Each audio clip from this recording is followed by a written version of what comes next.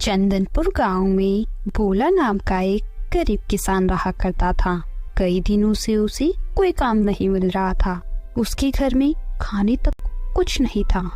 उसकी एक गाय थी जिसका नाम गौरी था। भोला को अपनी गाय गौरी से बहुत लगाव था।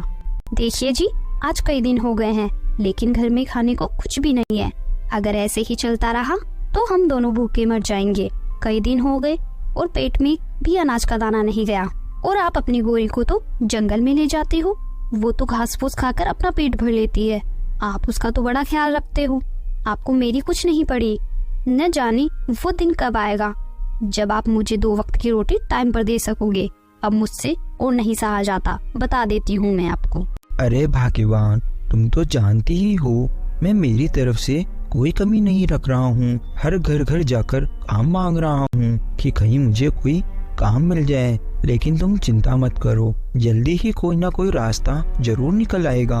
आप कान खोलकर सुन लो, अगर आपने कुछ नहीं किया मैं थोड़े दिन में आपकी ये टूटी फूटी झोपड़ी छोड़कर चली जाऊंगी, बता देती हूँ मैं। फिर अगले दिन सुबह भोला काम ढूंढने के लिए चला जाता है और उसकी गाय उसकी झोपड़ी के बाहर ही बंधी होती है। आज तुझे बेचकर कुछ पैसे ही मेरे हाथ आ जाएंगे। कई दिनों से मैंने कुछ अच्छा नहीं खाया, अब तू किस काम आएगी मेरे। उसके बाद भोला की पत्नी गौरी को एक ग्वाले को बेच देती है और बदले में कुछ पैसे लेकर बहुत खुश हो जाती है। शाम को जब भोला निराश होकर घर आता है और देखता है कि उसकी गौरी वहाँ नहीं है तो वो दुखी हो जाता है और अपने घर में जाता है और देखता है कि उसकी पत्नी बढ़िया पकवान खा रही है। अरे वाह वाह, बहुत ही स्वादिष्ट, बहुत ही मजेदार है। आज तो इतना बढ़िया खाना खाकर मजा ही आ गया। अरे भाग्यवान, आज इतना बढ़िया खाना कहाँ से आया और मेरी गौरी कहाँ है? वो यहाँ नजर नहीं आ रही। अरे ये बढ़िया खाना तो पड़ोस की काकी देकर गई है। बड़ा मजेदार खाना है और मुझे क्या पता आपकी गौरी गई होगी जंगल में कुछ चढ़ने। अब भला उसे यहाँ तो कुछ नहीं मिलता। जाओ जाओ, आप जाकर ढूंढो अपनी गौरी को। लेकिन मेरी गौरी कभी जंगल में तो अकेले जाती ही नहीं है, वो हमेशा मेरे साथ ही जाती है। फिर भला आज उसे क्या हुआ, मैं जाकर देखता हूँ। फिर भोला वहाँ से चला जाता है। जाओ जाओ, जाकर ढूंढो अपनी गौरी को, उसको बेचकर ही तो इतना बढ़िया खाना खा रही हूँ मैं। भोला जंगल में अपनी गौरी को ढूंढने लगता है। ना जाने मेरी गौरी कहाँ चली गई। मेरी गौरी ठीक तो होगी ना? न जाने इस जंगल में उसे कोई जानवर खा तो नहीं गया। अरे गौरी कहाँ चली गई तू? गौरी कहाँ है तू? तभी थोड़ी देर बाद भोला को उसकी गाय गौरी नजर आती है। वो कुछ देर भोला को देखती है और फिर वहाँ से भागने लगती है। भोला भी उसे देखकर उसके पीछे पीछे भागने लगता है। अरे गौरी रुक तो सही, कहाँ जा रही है? आज तुझे ये क्या हुआ है? मैं कहता हूँ रुक जा गौरी। अरे गौरी क्या हुआ? रुक जा गौरी। अरे रुक गौरी रुक। लेकिन गौरी नहीं रुकती और भागते भागते वो एक पेड़ के पास आकर रुक जाती है। अरे गौरी, तूने तो आज मुझे डरा ही दिया था। ऐसे अकेले जंगल में तो क्यों चली आई थी? मैं तुझे कब से ढूंढ रहा हूँ और तू मुझे यहाँ क्यों लेकर आई है? तभी भोला को एक बूढ़े आदमी की रोने की आवाज सुनाई देती है। भोला थोड़ा हैरान हो जाता है और आगे चलकर देखा तो एक बूढ़ा पेड़ के नीचे बैठकर रो रहा था। अरे बूढ़े बाबा, आप क्यों रो रहे हो? सब ठीक तो है ना? अरे बेटा, तुम्हें मैं क्या बताऊं, मैं कई वर्षों से इसी जंगल में एक झोपड़ी में रहा करता था। कल रात को आंधी तूफान की वजह से मेरी झोपड़ी पूरी टूट गई। बेटा, मुझ जैसे बूढ़े का इस दुनिया में कोई भी नहीं है। अब तुम ही बताओ बेटा, मैं कहाँ जाऊंगा? अरे बूढ़े बाबा, आप रोते क्यों हो? आप दुखी मत हो। बाबा, आप मेरे साथ मेरे घर चलिए। मैं बहुत गरीब हूँ, न जाने आपको 2 वक्त की रोटी भी दे पाऊंगा या नहीं दे पाऊंगा। अरे वाह बेटा, तू कितना नेक दिल इंसान है। आज से तू ही मेरा बेटा है। मैं बहुत बूढ़ा हो चुका हूँ। तेरे घर में जो भी खाने को मिलेगा मैं उसे ही खाकर संतुष्ट हो जाऊंगा। बेटा, तू मुझे अपने साथ अपने घर ले चल। अच्छा, तो फिर ठीक है, आप मेरे साथ मेरे घर में मेरे बाबा की तरह ही रहना, मुझे बहुत खुशी होगी। इतना बोलकर भोला उस बूढ़े आदमी को अपने साथ अपने घर ले जाता है। भी उसकी पत्नी भोला के साथ बूढ़े आदमी को देखकर गुस्सा हो जाती है। अरे अरे, आज आप कैसे अपने साथ लेकर आए हो? और ये बूढ़ा कौन है तुम्हारे साथ? यहाँ क्यों आया है? अरे भाग्यवान, आज से ये बूढ़े बाबा मेरे बाबा है। आज से ये हमारे साथ ही रहेंगे। हम जैसी भी रूखी सूखी रोटी खाते हैं, ये भी वही खा लेंगे। बूढ़े बाबा का इस दुनिया में कोई भी नहीं है, इसलिए मैं इन्हें जंगल से अपने साथ ले आया। अरे वाह वाह, ये कोई बात हुई भला? क्या आप जानते नहीं हो, अपना ही गुजारा बहुत मुश्किल से हो पाता है और आप हो कि एक मुसीबत और ले आए। अरे अरे भाग्यवान, तुम इतना गुस्सा मत करो। आज से यही मेरे बाबा जैसे हैं, इनका इस दुनिया में और कोई नहीं है। जाओ, रसोई में जो भी खाने के लिए रखा हो वो तुम जाकर बाबा के लिए ले आओ। अरे घर में तो कुछ भी नहीं है सिवाय गेहूं के दानों के। भला उनसे इस बूढ़े बाबा का पेट थोड़ी भरेगा। पता नहीं आप किसे ले आए, खुद 2 वक्त की रोटी खा नहीं पाते और ऊपर से ले आए इस बूढ़े बाबा को यहाँ। अरे बिटिया, मैं उन थोड़े से गेहूं के दाने से ही भूख मिटा लूंगा, तुम दुखी मत हो। मुझे बस वही गेहूं के दाने लाकर दे दो। फिर भोला की पत्नी रसोई में जाती है। तभी एक पतीले में बहुत ही कम गेहूं के दाने होते हैं। अचानक से वो पतीला गेहूं के दाने से भर जाता है। ये देखकर वो हैरान हो जाती है। अरे अरे, ये तो चमत्कार हो गया, इतने सारे गेहूं के दाने। तभी वहाँ भोला आ जाता है और ये सब देखकर हैरान हो जाता है। अरे भाग्यवान, ये कैसे हुआ? इतने सारे गेहूं के दाने कहाँ से आए? उसके बाद भोला की पत्नी बूढ़े बाबा को बहुत सारे गेहूं के दाने दे देती है। इसके बाद बूढ़े बाबा वो गेहूं के दाने बड़े चाव से खा लेते हैं। अरे वाह वाह, ये तो बहुत ही अच्छा और स्वादिष्ट भोजन है। वाकई बेटा, मेरी आत्मा को शांति मिल गई। आज ये पता नहीं चमत्कार कैसे हो गया, लेकिन आज तो हम सब का पेट भर गया।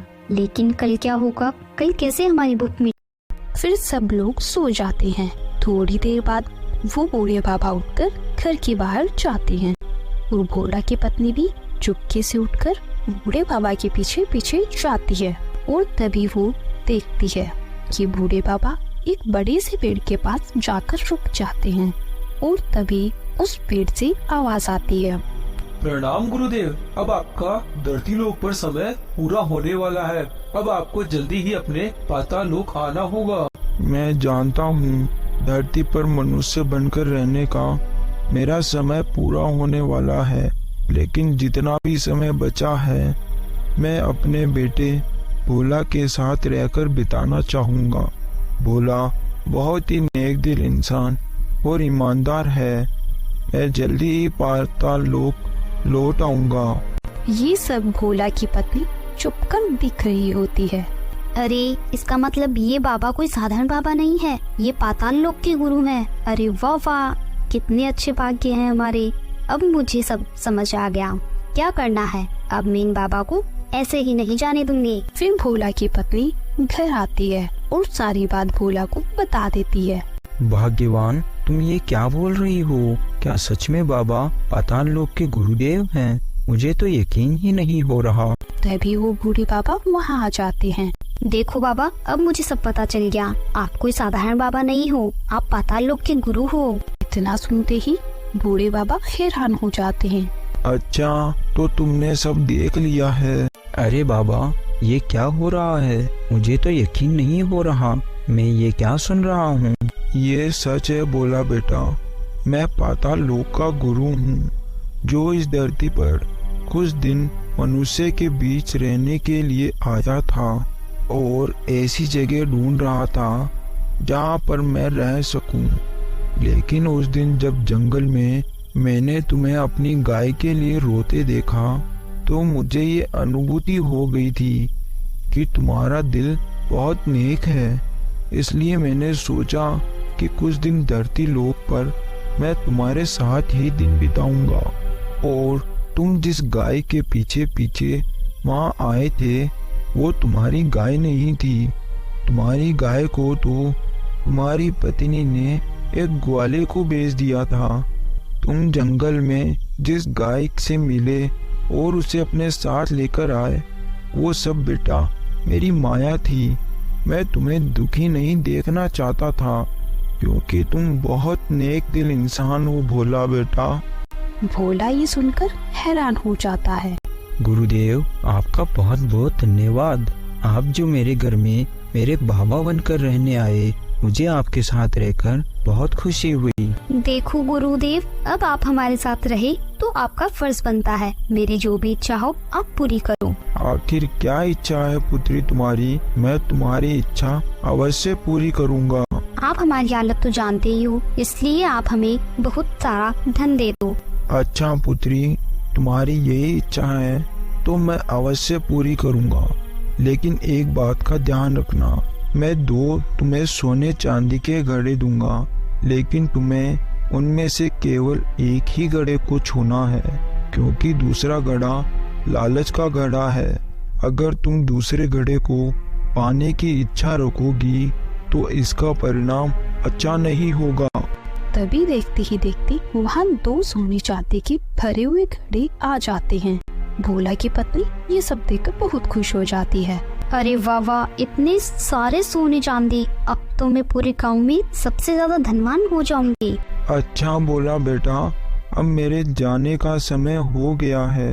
तुम्हारे साथ कुछ दिन बिताकर मुझे बहुत आनंद मिला, लेकिन बेटी, मैंने तुमसे जो कहा है तुम उस बात का जरूर ध्यान रखना। तुम केवल एक ही घड़े को छूना, वरना उसका परिणाम अच्छा नहीं होगा। इतना बोलकर वो बूढ़े बाबा वहाँ से गायब हो जाते हैं। अरे वाह वाह, कितना सारा धन आ गया। और बाबा भी झूठ ही बोल रहे थे। अगर उन्हें एक ही घड़ा देना होता तो वो हमें 2 क्यों देते? लगता है वो हमसे खुश होकर हमें 2 घड़े देके गए हैं। देखो भाग्यवान, तुम दूसरे घड़े को मत छूना, क्योंकि दूसरा घड़ा लालच का घड़ा है। तुम्हारे हाथ लगाने से इसका परिणाम अच्छा नहीं होगा। ऐसा मत करो भाग्यवान। अरे अब तुम चुप करो, क्या देखते नहीं हो कितना सारा धन है। फिर भोला की पत्नी जैसे ही दोनों घड़े को हाथ लगाती है, वो दोनों घड़े अचानक से पत्थर में बदल जाते हैं। अरे ये क्या हो गया? मेरा धन कहाँ गया? मेरे सोने चांदी का? इसका मतलब बाबा ने बिल्कुल सही कहा था, मुझे दूसरे घड़े को हाथ नहीं लगाना चाहिए था।